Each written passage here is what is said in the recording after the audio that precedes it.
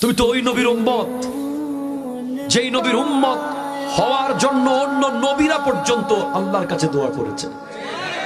তুমি যদি জানতে তুমি কার উম্মত, খোদা কি কসম, তোমার ঘরে চাল দিয়ে পানি পড়তো, তোমার আফসোস থাকতো না। তোমার পেটে ভাত না থাকলেও তোমার আফসোস থাকতো না। তোমার কিচ্ছু না থাকুক, তোমার আফসোস থাকতো না, যদি তুমি বলতে পারতে আমি আমি আমি সেই উম্মত যে আমার নবীর সামনে দাঁড়িয়ে বলবো ইয়া রাসূলুল্লাহ। বন্ধুরা সবাই ফুটবলারদের প্রেমিক ছিল, আমি ওলি আল্লাহর প্রেমিক ছিলাম।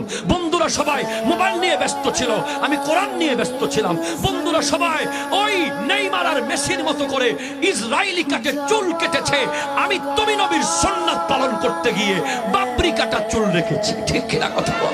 আল্লাহ আছেন আমার সাথে, আল্লাহ আমাকে দেখছেন, আমার কথা শুনছেন। আমার জীবনের সবগুলো ডিপার্টমেন্ট আমি আল্লাহ ভীতি দিয়ে ঢেলে সাজাবো ইনশাআল্লাহ।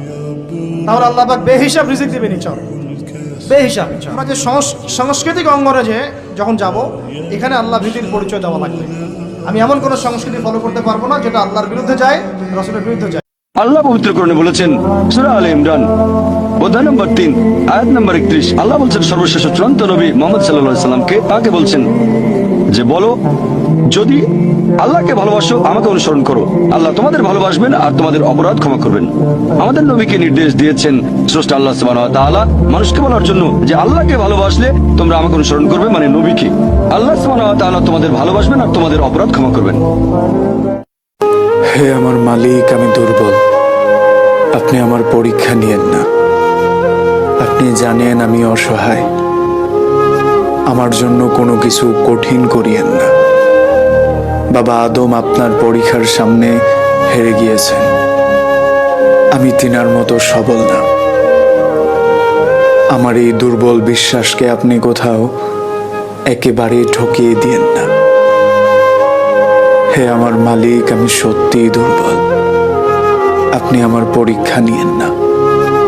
এর মধ্যে একটা হাদিস আছে যেটা পড়ে শান্তি লাগে, মনে হয় যে না আশা আছে পরকালে বাঁচা। সেটা হচ্ছে নবী সাল্লাল্লাহু আলাইহি ওয়াসাল্লাম সাহাবীদেরকে বলছেন যে তোমরা সাহাবীরা এমন একটা যুগে বাস করছো, যেই যুগে ইসলামের 10% কেউ যদি ছেড়ে দেয় সে ধ্বংস হয়ে যাবে।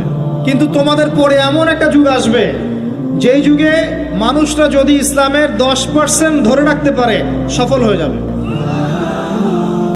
আল্লাহ পাক ছাড়া একজন মানুষের সত্তাগত আপন, আপনার সত্তা আত্মাগত আপন বলতে আসলে কেউ নেই।